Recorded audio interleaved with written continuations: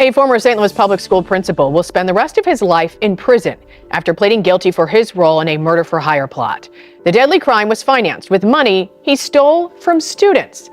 A middle school principal, trusted by hundreds of students, respected in his community, living with his wife and children. Yet behind closed doors, he orchestrated a plan so calculated that it cost 2 innocent lives. The mastermind set up an alibi, sent cash through the mail, and handed over apartment keys to someone willing to cross state lines. By the time authorities pieced it together, a 30-year-old award-winning teacher and her unborn son were gone. Extremely proud of her. That even in her last moments, she was strong.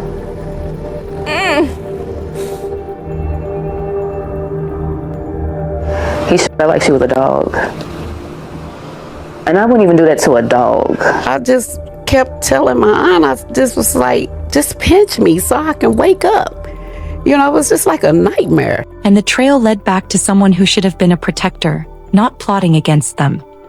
Before we get into it, leave a like, drop your thoughts in the comments, and subscribe to Crime on Pulse so you won't miss the next case. By spring of 2016 in St. Louis, Missouri, Jocelyn Peters had built a life centered around her students. Teaching 3rd grade at Mann Elementary School meant everything to her. When she was interviewed for the position, she knew that she had found someone special. She was described as a natural educator who created classrooms where children didn't just learn, but thrived. The dedication was evident in everything Jocelyn did. Early mornings, late nights. Weekends weren't off limits if her students needed help. She held herself to high standards and expected the same from the children she taught. That commitment paid off in 2014 when she earned the Excellence Award for Outstanding Teachers in the St. Louis School District. Outside the classroom, Jocelyn's personal life had become complicated. She'd become involved with Cornelius Green. At 42, Cornelius had spent over a decade in the St. Louis public school system. He started as a teacher in 2002, moved up to assistant principal, and by 2016 held the position of principal at Carline Visual and Performing Arts Middle School. His career trajectory looked impressive. Leadership roles, years of experience, a solid reputation in education. But Cornelius was living multiple lives simultaneously. Married with children at home while maintaining relationships with other women on the side. Each one apparently convinced they were the only one who mattered to him. Jocelyn met Cornelius through their work in education. What started professionally became something personal. According to those close to her, Jocelyn believed she was the sole focus of his affection. She thought his marriage was ending, that divorce papers were being filed, that they were moving toward a future together. She wasn't alone in that belief. Reports indicate he had told other women the exact same story. Multiple relationships with multiple promises. All while Cornelius maintained his image as a devoted family man and educational leader. According to reports, Jocelyn genuinely cared for him. Cornelius, however, had different priorities entirely. The relationship produced 2 previous pregnancies. She lost the first one while the second didn't continue to term. But the connection between them persisted. In 2015, Jocelyn became pregnant a 3rd time. This pregnancy felt different to her. At 30 years old, after the losses she'd experienced, Jocelyn made a firm decision to keep this baby. By the time she was 7 months pregnant, preparations for her baby shower were underway. She'd already chosen a name too. Once Jocelyn made her intentions clear, Cornelius began exploring options to end things without requiring her cooperation. When those attempts failed to produce results, his thinking shifted toward something far more drastic. He had a connection from childhood. Philip Cutler, living in Oklahoma, who was struggling to make ends meet financially. Cornelius recognized this as an opportunity in that desperation. The two began communicating and had a straightforward arrangement. Cornelius would provide payment, while Philip Cutler would make the trip to St. Louis and carry out his part of the deal. On March 7, 2016, Cornelius sent a package via UPS. It contained $2,500 in cash. The return address listed on that package was Carline Visual and Performing Arts Middle School, where he served as principal. That money didn't come from Cornelius's own pocket, but was stolen from a school dance team fundraiser that students and families had raised for their activities. Philip Cutler arrived in St. Louis on March 21, 2016. He spent several nights staying with Cornelius and his sister while they finalized the arrangement. Meanwhile, Cornelius needed to establish distance from what was about to happen. So he purchased a train ticket to Chicago. Before leaving for Chicago, Cornelius made sure Cutler had what he needed: keys to his vehicle and keys to Jocelyn's apartment. Cornelius spent those final days ensuring every piece was in position for what was coming. By March 24, 2016, Cornelius was in Chicago, building his timeline and creating his distance from St. Louis.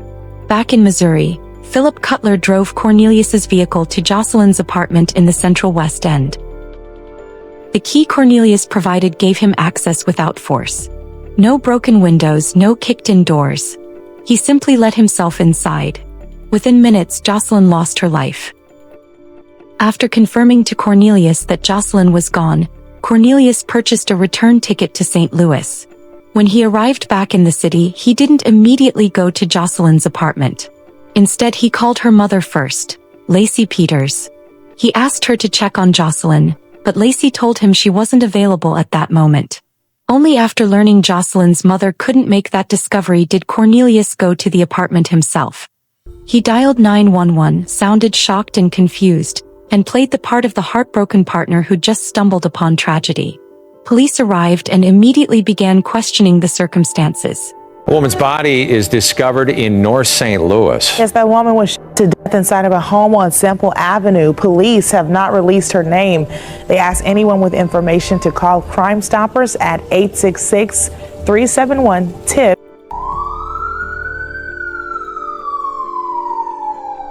Investigators started examining the details.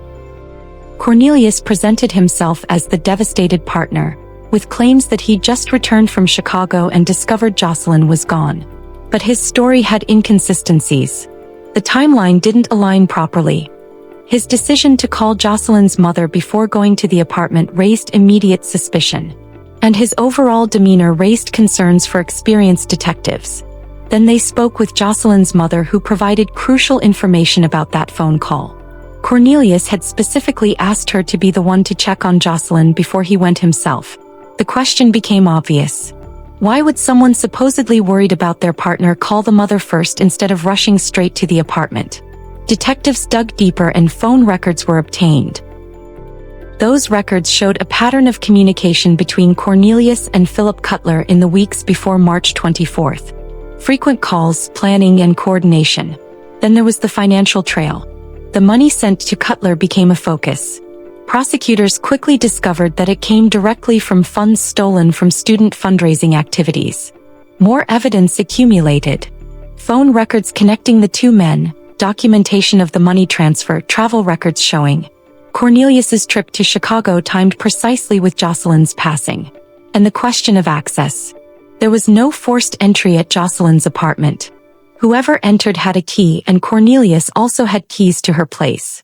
Within 48 hours of Jocelyn being discovered, both Cornelius Green and Philip Cutler were brought in for questioning.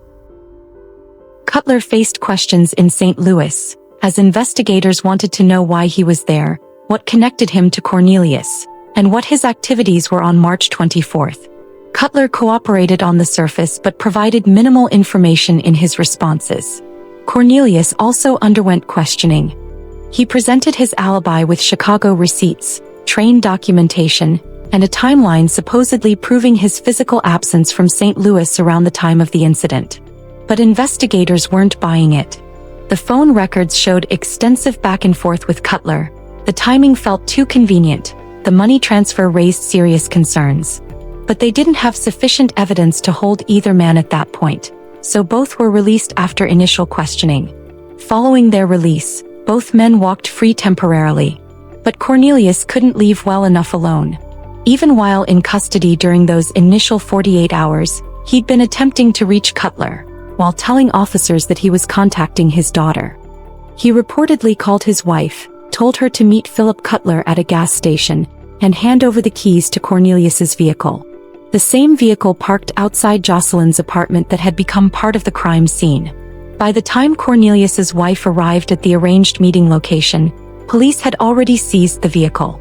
The entire area around Jocelyn's apartment was locked down as evidence. Cornelius didn't know that yet and was still working to help Cutler leave the area, to eliminate connections between them. When Cutler showed up at the gas station and found no vehicle waiting, police were observing. So they detained him for additional questioning. Upon being detained, Cutler reached into his pocket, retrieved 2 pieces of paper from a notebook and swallowed them. Following that incident, Cutler refused all further communication, invoked his right to silence and was released again. The motive became transparent. Cornelius maintained a marriage, family, career, and a standing in the community. To him, Jocelyn's pregnancy threatened everything. Once the baby arrived, exposure was inevitable. His wife would know, the school district would know, and his double life would collapse. The case moved to the prosecutor's office. In June 2016, Philip Cutler received 2 counts of first-degree felony charges. Cutler entered a not guilty plea to all charges against him. In October 2016, Cornelius Green was arrested and charged with identical offenses. 2 counts of first-degree felony charges, 2 counts of armed criminal action, plus 3 additional counts related to receiving stolen property. Those charges connected to the funds allegedly taken from school fundraising. Cornelius was held on $3 million cash-only bond. But the case stretched out over time. Despite the evidence, despite phone records, financial trails, and suspicious behavior, reaching a conclusion took 8 years. During those 8 years, both men remained incarcerated. Jocelyn's family waited as well for accountability. Lacey Peters recounted the last conversation exchanged between her and Jocelyn as expressions of love. Last thing that I said to my daughter, she said, "I love you," and I said, "I love you too." The students at Mann Elementary lost an educator who invested in their success. Dr. Nicole Conway said Jocelyn was among the finest educators she'd worked alongside in 2 decades. He would always run in my office every morning and scare me and burst in and tell me about the magic that was going to happen and how I had to come upstairs and see what the magic was. And now she's gone. Because someone prioritized their reputation over her existence. Throughout this process, both Cornelius Green and Philip Cutler maintained their not guilty pleas. Eventually, the weight of evidence became impossible to deny. Philip Cutler broke first. According to court documents, he entered negotiations with prosecutors. The deal that emerged was that if Cutler pleaded guilty and provided testimony against Cornelius Green, he'd serve life imprisonment without possibility of release, but wouldn't face the ultimate penalty. In exchange, Cutler would have to reveal everything. How the plan developed, what Cornelius instructed, how much compensation he received, what occurred inside Jocelyn's apartment. The complete disclosure. Cutler accepted the agreement and pleaded guilty to 2 counts of first-degree offenses. His testimony became a critical component of the case against Cornelius Green. Prosecutors offered Cornelius an agreement as well.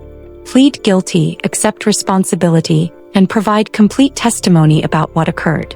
In exchange, life imprisonment instead of potentially facing capital punishment. For considerable time, Cornelius didn't accept. His attorneys continued fighting. But as trial dates approached and evidence accumulated, Cornelius's position changed. In June 2022, 6 years after charges were filed, Cornelius Green pleaded guilty. I was very shocked. I thought he was a real nice young man. There's a lot of times where individuals charged with crimes frequently think, okay, that may be their first offer. It's certainly going to get better. And when they realize at the last minute that it may not be getting better, a lot of times you'll see them jump in or dump in and take that offer. The reason a court does a Fry hearing is the defense attorney is required to convey any recommendation in exchange for a plea to his client. So in case the defendant is in fact convicted, he can't come back and say, my attorney was ineffective in that he never conveyed this offer.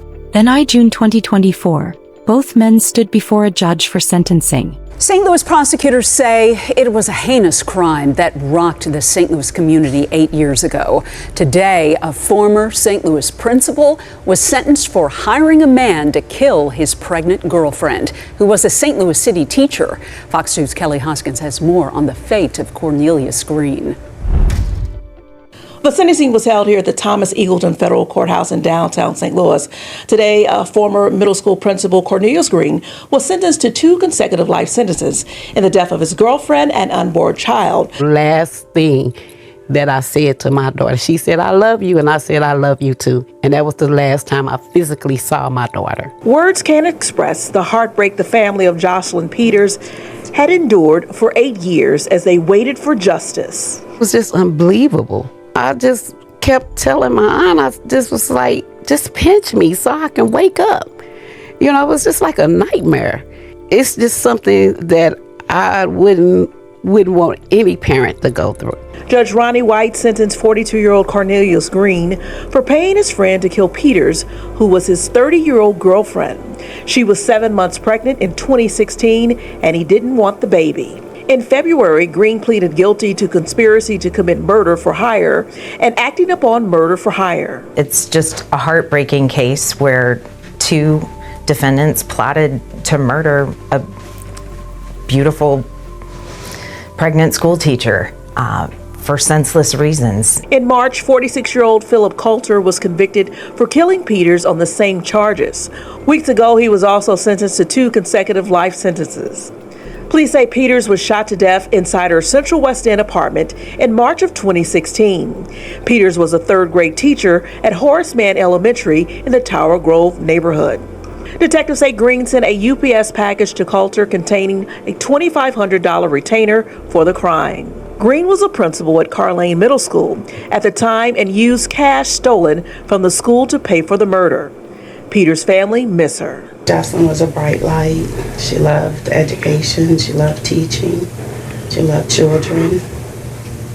She was just a genuine, loving individual. He would always run in my office every morning and scare me and burst in and tell me about the magic that was going to happen and how I had to come upstairs and see what the magic was.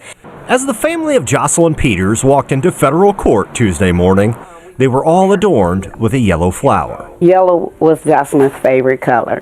On June 18, 2024, Philip Cutler was sentenced to 2 consecutive life sentences without possibility of release. On June 27, 2024, Cornelius Green was also sentenced to 2 consecutive life sentences without possibility of release.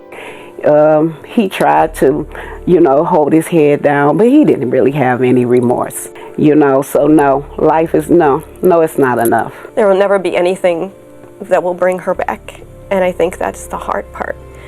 I hope that he never sees the light of day for what he's done.